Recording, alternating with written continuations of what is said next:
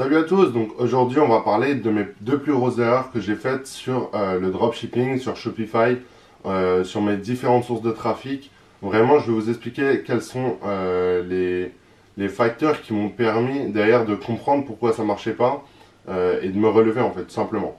Donc déjà la première erreur elle a été de créer une boutique qui me tenait à cœur. Donc j'étais moi-même cuisinier avant, j'ai commencé par créer une boutique dans la niche de la cuisine. Et en parallèle, j'avais aussi monté une boutique dans l'audience des femmes assez jeunes en utilisant les influenceurs. Et la chose qui s'est passée, donc ça a été que la boutique de la cuisine, j'ai investi énormément de temps, d'argent. Donc vraiment, je comptais même pas les heures tellement ça me passionnait, ça me prenait aux tripes. Par contre, la deuxième, j'avais investi très peu de temps. Ça peut paraître bête, mais j'avais vraiment pris deux trois produits. Ça me semblait bon, ça me semblait cohérent.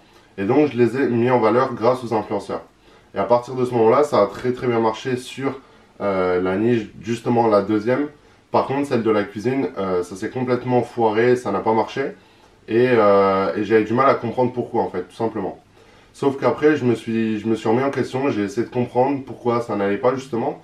Et j'ai tout de suite compris. Le fait de travailler sur une niche qui passionne les gens, donc par exemple moi, ça me passionnait vraiment et je voulais en faire ce métier-là parce que ça me prenait un petit peu la tête de travailler 70 heures, de gagner un salaire misérable, alors qu'à côté de ça, je pouvais travailler sur le web en faisant toujours ce qui me passionnait et d'apporter de la valeur aux gens, essayer de vraiment les comprendre, travailler sur l'émotionnel, mais même en faisant tout ça, ça marchait pas. Pourquoi? Parce que la cuisine, il faut vraiment donner envie à la personne derrière l'écran. Il faut essayer de travailler sur des recettes, sur des e-books, essayer de... Le problème de la cuisine, c'est qu'on n'a pas le goût en fait. Donc il faut essayer d'apporter toutes les choses qui manquent à travers ça pour lui apporter tout ce dont elle a besoin. Et donc la deuxième niche, à côté de ça, j'ai travaillé très peu et j'ai envoyé deux trois produits aux influenceurs et ça a tout de suite cartonné. Parce que l'influenceur justement mettait en valeur le produit, arrivait à le mettre devant les bonnes personnes quand il fallait et elle arrivait justement mieux à le faire que moi, tout simplement parce que c'était son métier de base de donner envie aux gens. Et donc peut-être qu'en travaillant avec des influenceurs dans la cuisine, ça aurait marché, je dis pas le contraire. Mais en tout cas, en faisant la stratégie que moi je faisais, c'était de travailler sur des comptes Instagram personnels, donc en montant mes propres comptes et les automatisant grâce à des bots, et ben ça n'a pas marché. Parce que j'avais pas la chose derrière qui me permettait de comprendre la personne, d'essayer de comprendre ce dont elle avait besoin et lui apporter tout ça. Donc, je pense que la première erreur, ça a été ça en fait. C'était de trop me donner dans un projet qui me tenait à cœur et au final, il faut pas s'attacher à un produit, pas s'attacher à une niche, pas s'attacher à ce qui nous passionne nous, mais ce qui peut nous permettre de faire de l'argent en fait sur Internet. C'est vraiment bête, mais c'est ça derrière qu'il faut comprendre. Ensuite, la deuxième erreur qui s'est passée, c'est que je travaillais justement qu'avec une seule source de trafic.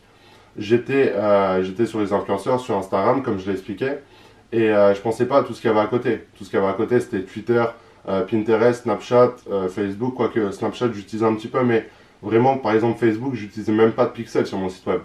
Je savais même pas ce que c'était et je l'ai découvert dans un groupe Facebook il y a pas très longtemps, il y a un peu moins d'un an. Et un ami à moi justement était lui full focus sur Facebook et lui faisait des chiffres assez sympas sur Facebook. Et je me suis dit, bah écoute, ça serait sympa qu'on s'allie, essayer qu'on en discute, essayer de comprendre pourquoi toi tu marches sur Facebook, pourquoi moi je marche sur Instagram, et essayer d'allier les deux pour faire une force en fait. Et c'est ce qui s'est passé finalement, il m'a vraiment pris sous son aile, il m'a expliqué comment ça fonctionnait sur Facebook, comment installer le pixel, comment créer des audiences, mais j'étais vraiment débutant sur cette plateforme-là. Et je me suis très vite mis à comprendre que la puissance de Facebook, c'était de recibler les gens qui étaient venus sur votre site web, qui avaient fait un événement, donc ajouter au panier, un achat, et c'est de prendre toute l'audience qui avait acheté sur votre site web et de les recibler en leur proposant un nouveau produit, en les ramenant sur un blog, par exemple, pour créer du contenu et ranker sur Google. Enfin, un tas de choses que moi, je ne faisais pas auparavant et que quand je l'ai installé, puis que celle-là, j'avais heureusement toutes les données sur mon site web, donc tous les achats, tous les mails que les personnes avaient déposés. Et ensuite, je les ai utilisés justement sur Facebook. Et là, moi, ça a très très bien marché. Et lui, en parallèle, avait justement travaillé sur les influenceurs. Donc, les influenceurs assez gros de télé-réalité. Et lui avait vite compris aussi que c'était la puissance en fait, d'utiliser toutes les sources de trafic pour augmenter son chiffre d'affaires. Il y en a beaucoup qui parlent de scaler, mais scaler, je pense que c'est important de le voir comme ça. on peut scaler sur différentes plateformes. On peut augmenter le budget sur plein de plateformes pour relier tout ça et augmenter son chiffre d'affaires. Sauf que y en a beaucoup qui pensent qu'il faut juste augmenter le budget sur une plateforme et ça va faire le travail. Non, vraiment, essayez plusieurs stratégies quand vous allez scaler. Si vous avez un produit qui marche, essayez de le mettre sur toutes les plateformes, que toutes les personnes vous voient. Et c'est vraiment là où ça va marcher, là où vous allez avoir des résultats. C'est pas c'est pas en augmentant le budget partout, en essayant de dupliquer. C'est pas en augmentant le budget, en dupliquant. C'est vraiment pas ça la solution. Ça peut être une solution, oui, je dis pas le contraire, mais essayez de voir aussi les choses différemment. De prendre votre produit, de le mettre sur toutes les plateformes, que tout le monde vous voit et qu'ils disent, ok, ça, ce produit-là, il appartient à tel site.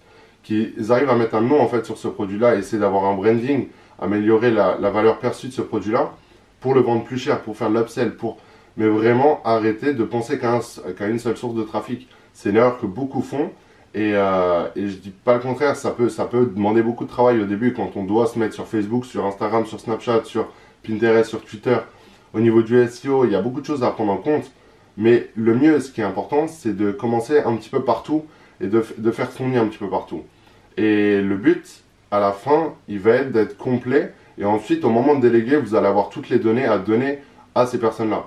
Et donc, moi, je trouve ça important et je pense que c'est vraiment ça qui a permis que je réussisse dans ce milieu-là. C'est que j'ai moi-même essayé le mailing, j'ai moi-même envoyé des mails très moches, très sans contenu, avec un copywriting dégueulasse. Mais croyez-moi, envoyer un mail et avoir des retours sur investissement énormes, alors qu'on ne s'y connaît pas, on a envie de faire mieux, on a envie de travailler son mailing, on a envie de s'améliorer sur tout.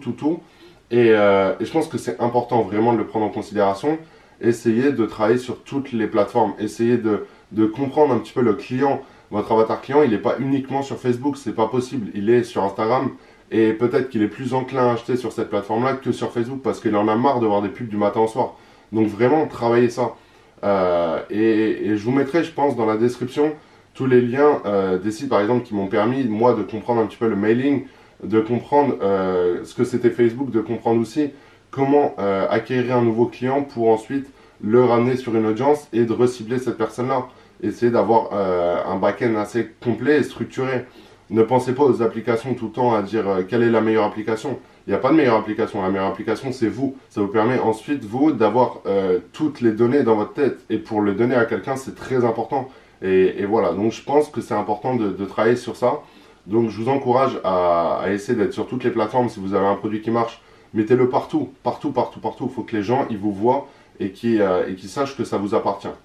Donc voilà, j'espère que cette première vidéo vous aura plu pour tout ce qui était à ce niveau-là, donc sur les plateformes, sur mes 2 erreurs qui m'ont permis d'ensuite avoir un petit peu de succès dans ce domaine-là. Donc voilà, j'espère que cette vidéo vous aura plu. Donc dites-moi dans les commentaires ce que vous en avez pensé. Si ça vous a plu, mettez un petit like et n'hésitez pas à vous abonner si ce n'est pas déjà fait. Et je vous dis à une prochaine vidéo. Ciao, ciao!